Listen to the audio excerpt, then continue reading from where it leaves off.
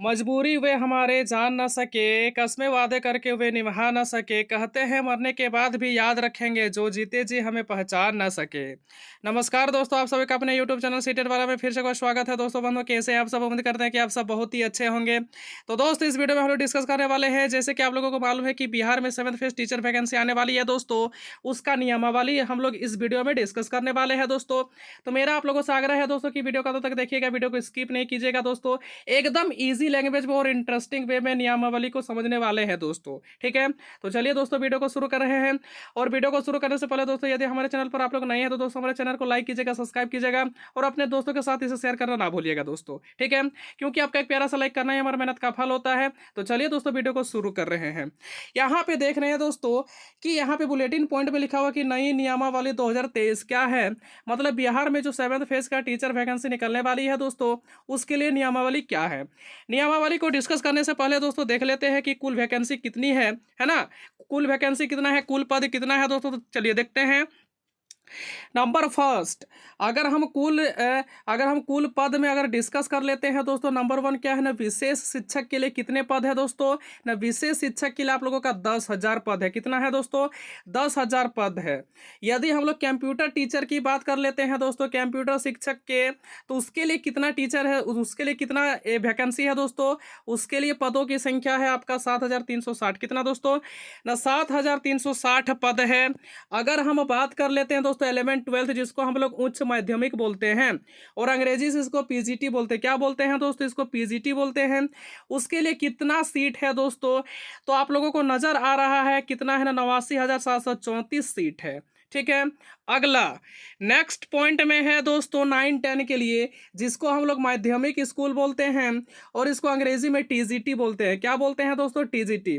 अगर टीजीटी की बात कर लेते हैं दोस्तों, तो इसमें कितना सीट है ना, आपका 44,193 सीट है, ठीक है। अगर हम प्यारिटी के लिए बात कर लेते हैं दोस्तों, जिसको हम लोग बोलते हैं 1 to 5 एंड 5 to 8, है ना। दोनों को मैं यहाँ पे इंक्लूड करके लिख दिया हूँ कि 1 to 8, ठीक है। जिसको हम लोग पीआरटी बोलते हैं, उसके लिए कितना सीट है दोस्तों ना, उसके लिए सीटों की संख्या है आपका 80,257। कितना है ना, 80,257। यहाँ तक समझने में किसी प्रकार का कोई दिक्कत दोस्तों? हमें लगता है किसी प्रकार कोई दिक्कत नहीं होना चाहिए, क्योंकि यहाँ पे एकदम ईजी लैंग्वेज में लिखा हुआ है, हिंदी में लिखा हुआ दोस्तों। और ऐसा कोई स्टूडेंट नहीं है जो हिंदी समझ में नहीं आता है, टीजीटी पीजीटी पीआरटी ये सब नहीं जानता है, ठीक है। या फिर कंप्यूटर टीचर के बारे में नहीं जानते, सब कोई जानता होगा। अब हम लोग बात कर लेते हैं दोस्तों एज की, ठीक है। इस फॉर्म को फिलअप करने के लिए न्यूनतम आयु कितनी चाहिए, उसके बाद हम लोग जानेंगे दोस्तों नियमावली, ठीक है। तो नियमावली में ही मेंशन किया हुआ है दोस्तों ने, क्या है देखिए। नियमावली में मेंशन किया है कि जो विद्यार्थी 1 to 8 वाले वैकेंसी के फॉर्म भरना चाहते हैं, जिसको हम लोग पीआरटी बोल रहे हैं, उसके लिए न्यूनतम आयु कितना होना चाहिए ना, उसके लिए न्यूनतम आयु होना चाहिए 18 वर्ष। कितना होना चाहिए ना, 18 वर्ष उसके लिए होना चाहिए। जो विद्यार्थी 9-10 वाले, जिसको हम लोग टीजीटी बोल रहे हैं, उसका फॉर्म को फिलअप करना चाहते हैं, तो उसका न्यूनतम आयु कितना रखा गया है ना, 21 वर्ष रखा गया है। अगर हम 11-12 की बात कर लेते हैं, जिसको हम लोग पीजीटी बोलते हैं, इसके लिए भी न्यूनतम आयु कितनी है ना, 21 वर्ष है। यहाँ तक भी कोई दिक्कत दोस्तों? हमें लगता है किसी प्रकार का कोई दिक्कत नहीं होना चाहिए, ठीक है। अब यहाँ पे नियमावली ने कंडीशंस भी है दोस्तों, ये कंडीशंस को जरा गौर से समझिएगा, जरा अच्छे से समझिएगा दोस्तों, ठीक है। क्योंकि ये कंडीशंस ही मेन है आपका। ये कंडीशंस कैसे मेन है जरा देखिएगा। कंडीशन में फर्स्ट में है दोस्तों कि 2012 से पहले सीटेड बीटेड पास अमान्य होगा। मतलब बिहार में जो 7th फेज का टीचर वैकेंसी निकलने वाली है दोस्तों, जिसमें जो है मिनिस्ट्री ने क्या दे दिया है ना, आदेश दे दिया, मोहर लग चुका है, ठीक है। इसके नोटिफिकेशन के ऊपर मोहर लग चुका है, अब सिर्फ बहाली होने को है। तो यहाँ पे साफ साफ जाहिर कर दिया है दोस्तों, साफ साफ लिख दिया है कि 2000 से पहले यदि कोई 2012 से पहले दोस्तों, आई एम एक्सट्रीमली सॉरी दोस्तों, 2012 से पहले जिन भी अभ्यर्थियों ने सीटेड और बीटेड पास किया है, उसका मान्य नहीं होगा दोस्तों, उसका सर्टिफिकेट को अमान्य किया जाएगा। ठीक है। तो यहाँ से एक चीज़ क्लियर हो गया कि आपको 2012 के बाद वाला सीटेट पास चाहिए और बीटेट पास चाहिए, ठीक है। वही विद्यार्थी जो है यहाँ पे आवेदन कर सकता है, अन्यथा वो आवेदन नहीं कर सकता है, ठीक है। नंबर 2 जो सबसे इंपॉर्टेंट चीज़ है दोस्तों, और बिहार के लोगों के लिए बहुत ही अच्छा किया है नीतीश सरकार ने ना, क्या किया है, नंबर फर्स्ट क्या होना चाहिए दोस्तों, भारत का नागरिक होना चाहिए और बिहार का स्थानीय निवासी होना चाहिए दोस्तों, बिहार का निवासी होना चाहिए। यानी सिर्फ बिहार स्टेट के लोग ही भर पाएंगे और किसी भी अदर स्टेट के लोग नहीं भर पाएंगे दोस्तों फॉर्म को, ठीक है। तो ये हम बोलेंगे दोस्तों नीतीश सरकार द्वारा बहुत ही अच्छा फैसला लिया गया है कि हमारे स्टेट के जितने भी नौजवान हैं, जितने भी विद्यार्थी हैं, हमारे स्टेट में ही उसको नौकरी देंगे। ये बहुत ही अच्छा सोच है नीतीश कुमार का, ठीक है। तो ये सेकेंड कंडीशन से ये हम लोगों को स्पष्ट हो गया कि इस फॉर्म को भरने के लिए हम लोगों को क्या करना होगा ना, भारत का निवासी होना होगा, जो कि आप लोग हैं, और कोई कोई नहीं भी हो सकता है, ठीक है। लेकिन मैक्सिमम जोन जो है दोस्तों भारत का नागरिक है और बिहार का स्थानीय निवासी है। तो जो बिहार का स्थानीय निवासी है वही इस फॉर्म को फिलअप कर सकेगा। नंबर 3 राज्यकर्मी का दर्जा मिलेगा। मतलब क्या है दोस्तों कि पहले के टीचर को जितनी पहले के टीचर को जितनी सैलरी मिलती थी उससे अच्छा खासा सैलरी आप लोगों को मिलने वाली है, ठीक है। तो उम्मीद है दोस्तों कि यहाँ तक डिस्कस किए, यहाँ तक आप लोगों को समझने में किसी प्रकार का कोई दिक्कत नहीं हुआ होगा, एकदम इजी लैंग्वेज में समझ में आया होगा दोस्तों, और आप लोगों को अच्छा लगा होगा। आगे देखो दोस्तों, आगे क्या है, नंबर 4 पॉइंट जो बहुत ही अच्छा पॉइंट है दोस्तों कि 50% सीट महिला के लिए आरक्षित होगी। अब यहाँ पे 50% जो जितना भी वैकेंसी निकलेगा उसका 50% जो है महिलाओं के लिए सीट है, और 50% किसके लिए है दोस्तों ना, पुरुषों के लिए है, ठीक है। अगर कहा जाए 50% जो हो गया दोस्तों छात्र के लिए हो गया और 50% जो हो गया दोस्तों छात्रा के लिए हो गया। मेल एंड फीमेल दोनों को 50-50 कर दिया है। ये भी नीतीश सरकार के द्वारा बहुत ही अच्छा उठाया गया कदम है दोस्तों। अगला देखिए दोस्तों कि आप लोगों का प्रोसेस क्या होने वाली है, यानी प्रक्रिया क्या होगी। आप लोगों को क्या एग्जाम लिया जाएगा ना, एग्जाम नहीं लेगा दोस्तों ना, बीटेट के आधार पर सीटेट के आधार पर आप लोगों का जो है दोस्तों सिलेक्शन किया जाएगा। तो देखिए दोस्तों इसको समझ लीजिएगा, यहाँ से लेकर के यहाँ तक जो है दोस्तों यही सबसे मेन है कि आप लोगों का जो है प्रोसेस क्या होने वाला है।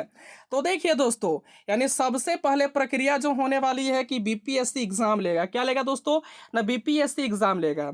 जिस प्रकार का जेपीएससी होता है दोस्तों उसी प्रकार का बीपीएससी भी होता है। तो बीपीएससी एग्जाम लेगा और एग्जाम देने के लिए जो आप लोगों की क्वालिफिकेशन होनी चाहिए दोस्तों वह होना चाहिए क्या, देख लेते हैं यहाँ पे डीएलएड, उसके बाद बीएड, या फिर आपके पास डीएलएड होना चाहिए या फिर बीएड होना चाहिए।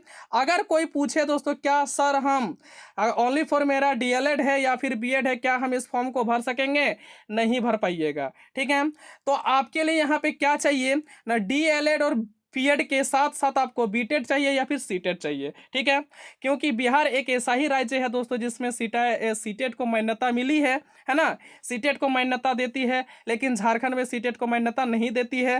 तो हम झारखंड का बात नहीं कर रहे हैं दोस्तों, अभी हम लोग बिहार का 7th फेज टीचर वैकेंसी की बात कर रहे हैं, ठीक है।